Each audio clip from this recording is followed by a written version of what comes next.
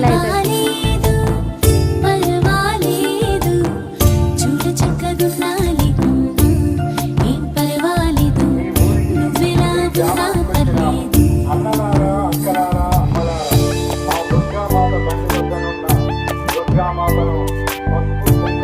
అవుతుంది.